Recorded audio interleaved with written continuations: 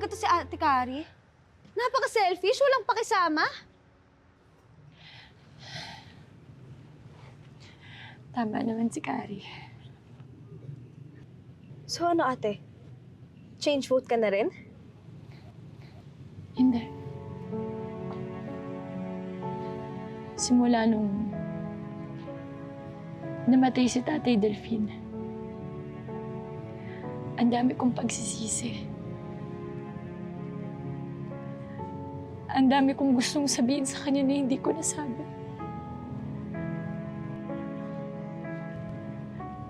Ate, ako rin naman. Gusto ko makita si nanay. Just in case na may mangyari sa kanya. Ang sabihin yan, walang mangyayari kay nanay. Oo, ate. Pero anong plano natin? Andun yung mga polis. Baka makilala nila tayo. Naalala mo yung movie na pinanood natin?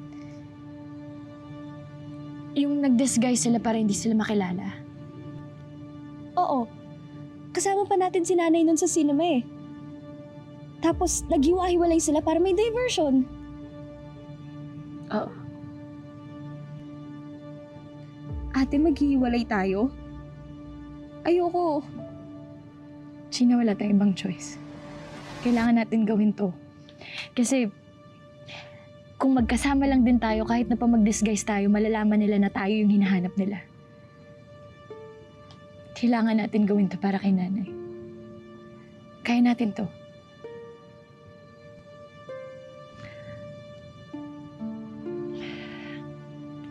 Kaso lang, saan tayo kukuha ng pang-disguise? Tupe, kailangan ko ng tulong mo. Gina! Anong klaseng tulong? Kay Tupe. Kay Tupe. Hindi siya kilala ng mga polis, kaya hindi siya pupuntahan.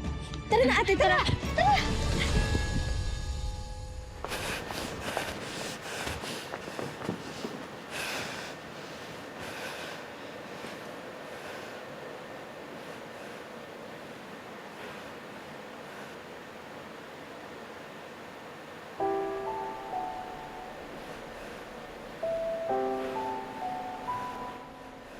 Nanay, sorry.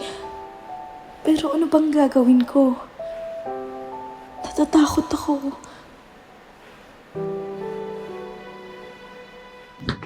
Tupe! Tupe! Tupe! Tupe! Tupe! Tupe! Oh! Masugod kayo. Umupo muna kayo.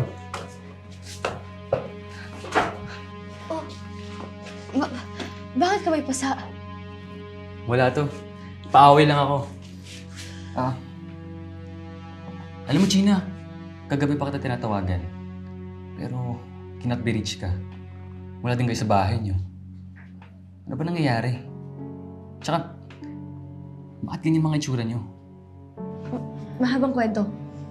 Basta, pag may narinig ka, wala kaming kasalanan, okay? Ano bang kasalanan niyo? Wala nga. Tupe, pwede ba kami humingi ng favor sa'yo? Hiram sana kami ng damit. Kailangan lang namin papunta ng ospital. Bakit sa akin? Wala naman akong pamabaing damit. Alam mo, ang dami mong tanong. Papahiramin mo ba kami o hindi? Tupe, please. Kailangan namin ng tulong mo. Okay. Sige. Pero, hindi ko na kayo masasamahan kung saan kayo pupunta. Okay lang, okay lang. Please, tulong mo kami. Okay. Teka lang.